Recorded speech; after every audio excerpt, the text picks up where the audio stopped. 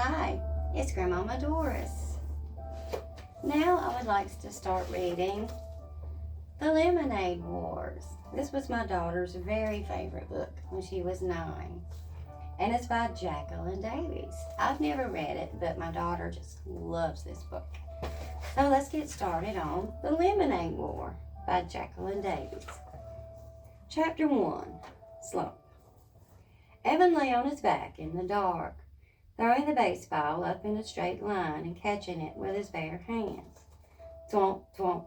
The ball made a satisfying sound as it slapped in his palm. His legs flopped in a V, his arms stretched up to the ceiling, and he thought that if he missed, he'd probably break his nose. But that made the game just that more interesting enough to keep it going. On the floor above, he heard footsteps, his mother's, and then a long, loud, scraping, groaning sound. He stopped throwing the ball to listen. His mother was dragging something heavy across the kitchen floor, probably the broken air conditioner.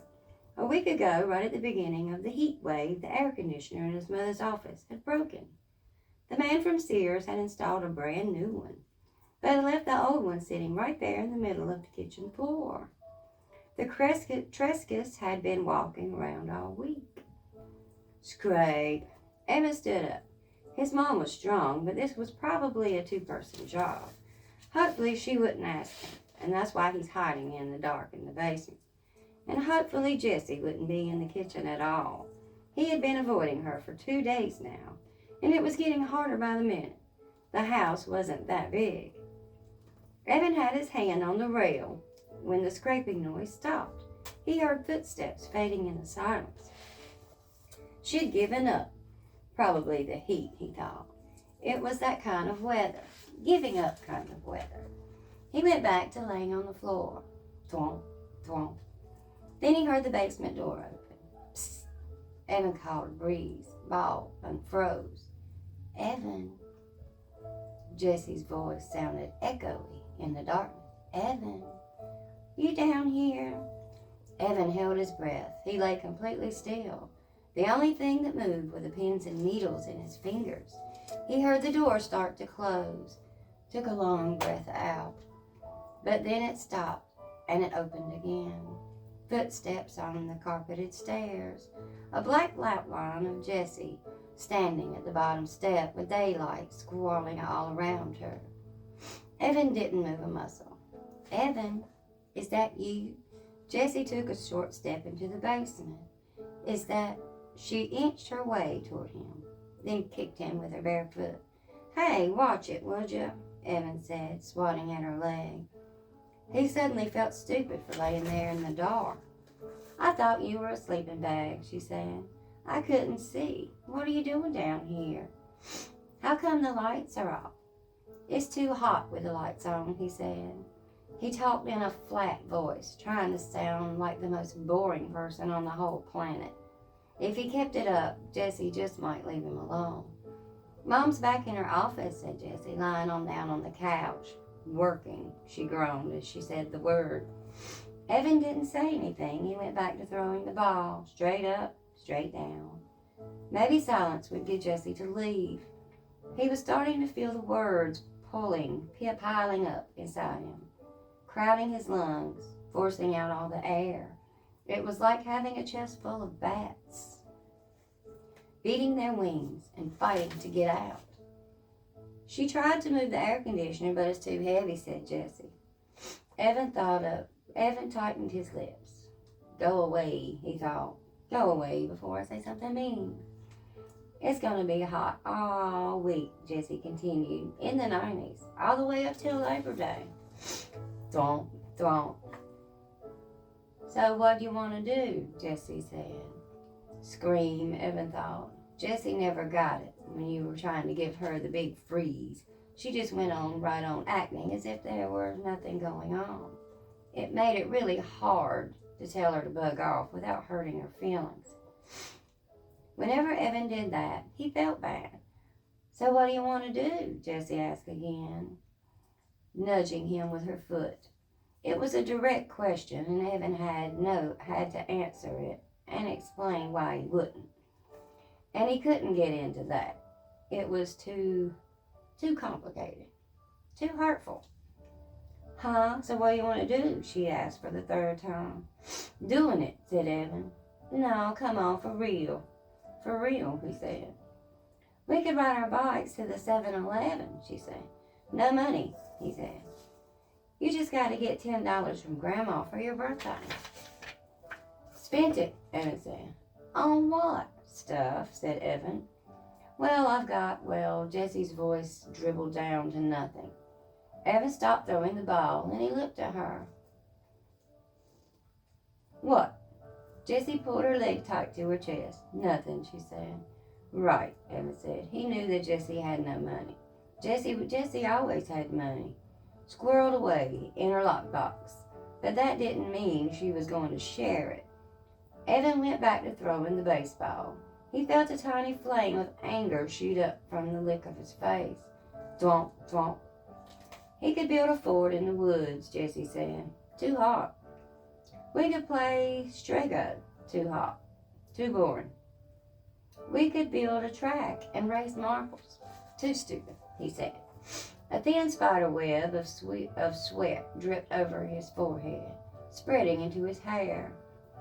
With every throw, he told himself, it's not her fault. But he could feel his anger growing. He started popping his elbow to put a little more juice to the ball. It was flying at a good 4 feet into the air every time, straight up, straight down. Pop, thwop, pop, thwop. The bats in the chest were going nuts. What is the matter with you? Asked Jessie.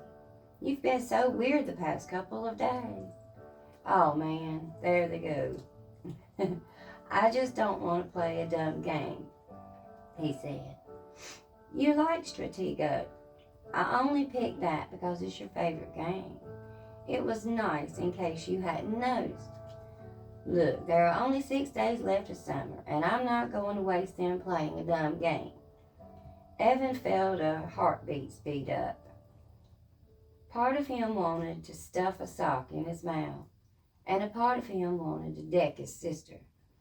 It's a stupid game, and it's for babies, and I don't want to play a stupid baby game. Pop, thwop, pop, thwop. Why are you being so mean? Evan knew he was being mean, and he hated being mean, especially to her, but he couldn't help it. He was so angry and so humiliated and so full of bats. There was nothing else he could be except alone, and she had taken even that away from him. You're the genius, he said. You figure it out. Good. That'll shut her up for once. Evan watched the ball fly into the air. Is this because of the letter? Jessie asked. Crack. Evan had taken his eyes off the ball for 1 second, and just for that 1 second, the ball came down and crashed down on his nose. Crud.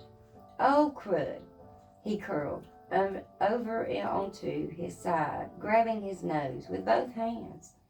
There was a blinding, blooming pain right behind his eyes that was quickly spread to the outer edges of his skull.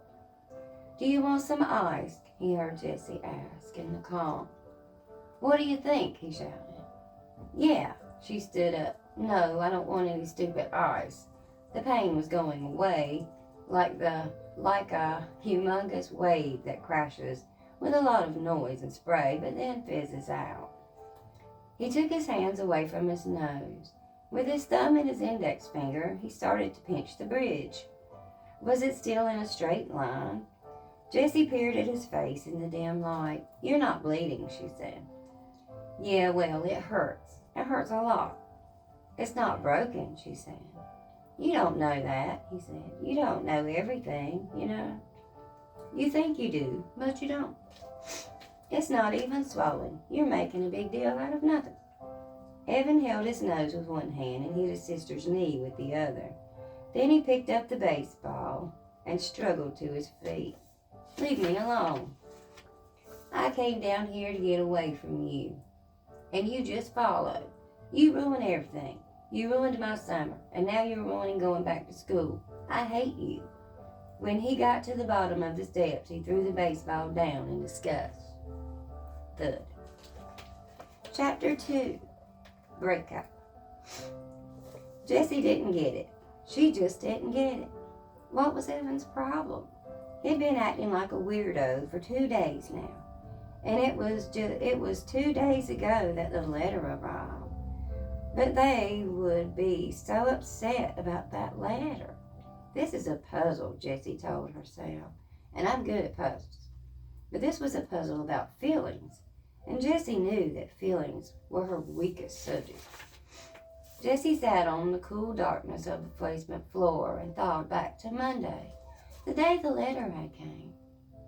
Everything had been normal. She and Evan were putting together a lemonade stand in the driveway when the mailman walked up and handed Jessie a bundle of letters. Evan never bothered to look at the mail, but Jessie always entered contests, expecting to win, so she flipped through the letters right away. Boring, boring, boring, said Jessie to each letter that flashed by. Hey, something from school, addressed to Mom. She picked up the plain white envelope. What do you think it is? Don't know, said Evan. He was in the garage uncovering a small wooden table they used for a lemonade stand. It was buried under 2 snow tubes, 2 boogie boards, and a garden hose. Jessie watched while Evan gave a mighty pull and lifted the table up over his head. Wow, he's gotten so big, thought Jessie, remembering what their mom had said about Evan's growth spurt. Sometimes Jessie felt like Evan was growing twice as fast as she was. Growing up, growing away. It looks important, said Jessie. It looks bad news, is what she thought in her own head. Was there a little problem? A complaint? A mix-up? All of the nervousness she had been feeling about skipping the 4th grade suddenly blurred up in her eyes inside her. The table's really dirty, said Evan. Do you think we could just cover it with a lot of cups and a pitcher and no one will notice? Jessie looked at the table with the streaks of black. No, she groaned. I'll clean it, said Jessie. Evan had only agreed to have a lemonade stand because it was one of her favorite things to do. The least she could do for him was clean the gunk off of the table. Maybe, she said, holding up the envelope again. Maybe they're postponing school. Maybe the first day isn't going to be next Thursday, you think? That got Evan's attention. Let's ask Mom to open it, he said. Up in the humming cool of her office, Mrs. Tresky read the letter through once. Well, she said, this is a curveball. She looked right at Evan. Jessie thought her face looked worried. Evan, you and Jessie are going to be in the same class this year. You'll both have Mrs. Overton. Jessie felt relief flood onto her tired body. The same class? As if she had wished for that fine thing in the whole world. That's what she would have wished for. She would be with Evan, and Evan would make everything easier. He would introduce her to all the 4th graders. He would show them that she was okay, not some puny little 2nd grader who really didn't belong. But Evan didn't look happy. He looked angry. Why? He asked in an almost shouting voice. Mrs. Tresky scanned the letter. Well, the classes were small to start with, and now some of the 4th graders they thought would be attending aren't going to be attending because they're moving or switching schools. So they need to combine the 2 smaller classes into one class. That's so unfair, said Evan.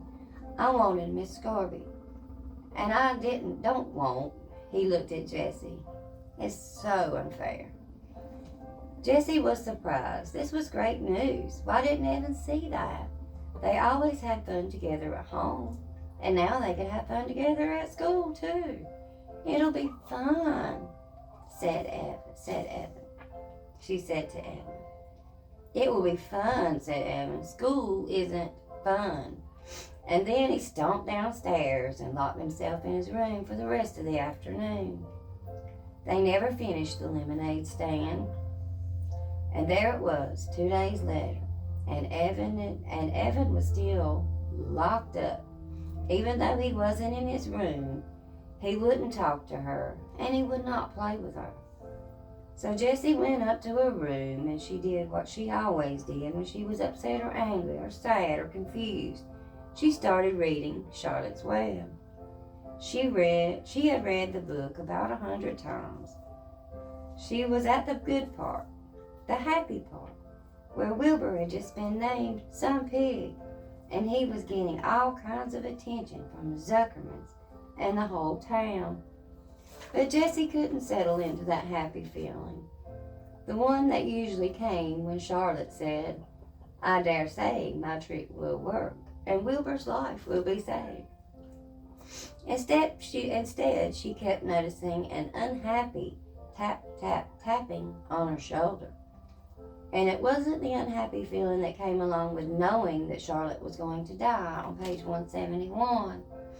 It was Evan. She couldn't stop thinking about what he's saying. Jessie could only remember one other time that Evan had said, "I hate you," to her. Grandma had been over, and Evan needed help with his math homework.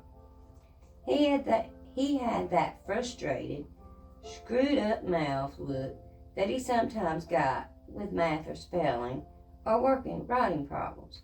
Mom called this his "he's gonna blow" look. But Grandma couldn't help him because it was all Greek to her. So Jessie had shown him how to do the math problem. Well, she had just sort of jumped in and done the problem for him. That was helping, wasn't it? Grandma had called her a girl genius, but Evan had ripped his paper in half and run upstairs shouting, "I hate you," just before slamming his door. That was last year. Jessie rested the book on her stomach and stared at the ceiling. People were confusing. She'd rather do 100 math problems than to try to figure out why someone's mixed up feelings any day of the week. That's why she and Evan got along so well. He'd just tell her straight out, "I'm mad at you because you ate the last Rice Krispies treat." And then she would say, "I'm sorry. Hey, I've got some Starburst in my room. You want them?" And that would be that. Evan was a straight shooter, not like the girls at school, the ones that had started that club. She rolled over on her side to get away from those thoughts. Across the room, against the opposite wall, she noticed the 3 pieces of foam core that her mom had bought for Jessie's Labor Day project. Each year, the Rotary Club sponsored a competition for the kids to see who could come up with the best display related to the holiday. This was the first year that Jessie was old enough to participate, and she had begged her mom to buy some foam core and gel pens and fluorescent paper and special stickers for her display. She was determined to win that prize money. $100, but she hadn't been able to come up with a single idea that seemed good enough. So she and the foam core were still completely blank. Jessie reached for her book. She didn't want to think about the girls at school, and she didn't want to think about the competition. She just started reading again. Wilbur and Charlotte were at the fair, and Charlotte was beginning to show her age. Jessie read the book words that Wilbur said to his best friend. "I'm awfully sorry to hear that you are feeling poorly, Charlotte. Perhaps if you spin a web and catch a couple flies, you will feel better." Well, the second part didn't apply at all, but Jessie imagined herself saying the first line. "I'm awfully sorry to hear that you are feeling poorly, Evan." It sounded about right. At least it would show him that she cared. And Jessie knew that this was important when someone was feeling upset. She decided to go downstairs and give it a try. She would just do about anything and everything to get Evan back to the way he was before that letter. Jessie looked in the kitchen and in the backyard, and no Evan. She was halfway down the steps to the basement when she heard a noise coming from the garage. She opened the door and felt the heat of the day on her skin. It was like some giant had blown its hot, stinky breath on her. In the garage, she found Evan and Scott Spencer. Weird, she thought. Evan doesn't even like Scott Spencer. They'd been ongoing, off-again friends since kindergarten. But ever since Scott had purposely put Evan's bike helmet under the wheel of the Tresky's minivan so that Mrs. Tresky ran over it when she backed out, the friendship had definitely been off.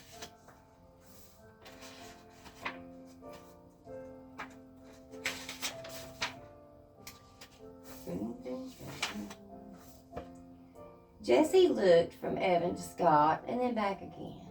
Now she had no idea what to say. "I'm awfully sorry to hear that you are feeling poorly, Evan." Didn't seem to make much sense when Evan was obviously having fun with his friend. She tried to think of something else to say. All she could come up with was, "What are you doing?" The boys were bent over a piece of cardboard. Evan was writing letters in a skinny red felt-tipped pen. The purple color was in the middle of the garage, with two plastic chairs were stacked on top of it. And on top of the chair was a brown paper bag. "Nothing," said Evan, not looking up. Jessie walked over to the boys and peered over Evan's shoulder. She said, "You spelled lemonade wrong. It's an O, not an I." But she thought, "Oh, good, a lemonade stand, my favorite thing to do." The boys didn't say anything, and Jessie saw Evan's mouth tighten up. You want me to make the lemonade?" she asked. "Already made," said Evan. "I could decorate the sign," she said. "I'm good at drawing butterflies and flowers and things." He snorted. "Huh, we don't want all that girl stuff like you on your sign. Do you want to use my old lockbox to keep the money in? I only got a tray with separate compartments for all the different coins." "Nope," said Evan, still working on his sign. "Well," she said, looking around, "I can clean the table for you." The small wooden table was covered in black streaks and was pushed up against the lights. "We're not using it," said Evan. "But we always use a table for a stand," said Jessie. Evan pushed his face in her direction. "We don't want it." Jessie took a couple steps back. Her insides felt runny, like a fried egg that hadn't cooked enough. She knew that she should go back into the house, but for some reason her legs just wouldn't move. She stood still, her bare feet rooted in the cool cement. Scott whispered something to Evan, and the two boys laughed, low and mean. Jessie swayed toward the door, but her feet stayed planted. She couldn't stand it that Evan wanted to be with Scott, who was a real jerk, more than her. "Hey," she said, "I bet you need change. I've got a ton. You can have all of my change, as long as you pay it back at the end of the day." "Don't need it," said Evan. "Yeah, you do," insisted Jessie. "You always need change, especially in the beginning. You'll lose sales if you can't make change." Evan capped the pen with a loud snap and stuck it in his pocket. "Scott's bankrolling us. His mom keeps a change jar, so we've got plenty." The boys stood up. Evan held the sign for Scott, and it read, turning his back on Jessie. "Awesome," said Scott. Jessie knew that the sign was not awesome. The letters were too small and thin and to read from a distance. Evan should have used a fat marker instead of a skinny felt-tip pen, and everybody knew that. There weren't any pretty decorations to attract customers, and the word lemonade was spelled wrong. Why wouldn't Evan take a little help from her? She just wanted to help. Scott turned to her and said, "Are you really going to be in the 4th grade this year?" Jessie's back stiffened. "Yep," she said. "Wow, that's so freaky." "It's not," she said, turning her chin out. "Is too," said Scott. "I mean, you're a 2nd grader, and now you're going to be a 4th grader? That's just messed up." Jessie looked at Evan, but he was busy taping the sign to the cooler. "Lots of people skip grades," said Jessie. "It's not that big a deal." "It's completely weird," said Scott. "I mean, you miss everything from a whole year. You missed the whole unit of Antarctica. And that's the best. And the field trip to the aquarium. And the thing where he sent the letters all over the country. Remember that, Evan? You got that letter from Alaska. That was so cool. Evan nodded, and then he looked up. It's not a big deal, said Jessie again, her voice stretched like a rubber band. It's like you miss a whole year of your life, Scott said. It's like you're gonna die for a whole year earlier than the rest of us because you had to miss the 3rd grade. Jessie felt cold and hot at the same time. Part of her wanted to yell. That doesn't make any sense. But the other part of her felt so freakish, like Scott had noticed that she had 3 legs. Evan stood up and he tossed the paper bag to Scott. Then he grabbed the plastic chairs in one hand. Come on, let's go. He reached down and grabbed the handle of the cooler. Scott grabbed the other handle, and together they lifted and began walking out of the garage. Hey, Evan, said Jessie, calling to their backs. Can I come too? No, he said without even turning around. Come on, please. I'll be a big help. I can do lots of things. You're too young, he said sharply. You're just a baby. The boys walked out. You're just a baby. Jessie couldn't believe Evan had said that. After all that stuff they had done together. And they were only 14 months old. He was only 14 months older than she was. Hardly even a full year. She was about to yell back something really harsh, something stingy, something full of bite. Like, oh yeah? Then she heard Scott say to Evan, Man, I can't believe you have to be in the same class as your sister. If that happened to me, I'd move to South America. Yeah, tell me about it, replied Evan, crossing the street. The words died on Jessie's lips. She watched Evan walk away, getting smaller and smaller. He was deserting her. He wasn't going to stand by her at school. He wasn't going to get to smooth things over for her. He was going to be on the other side, with all of them looking down, telling everyone that she was too young to be part of the crowd, telling everyone that she didn't belong. Fine for you, Evan Trisky, she said as she marched into the house, her fist balled up to her sides. I don't need you. I don't need you to have fun. I don't need you to run a lemonade stand. And I don't need you to make friends in the 4th grade. Halfway up the stairs, she stopped and shouted, And I'm not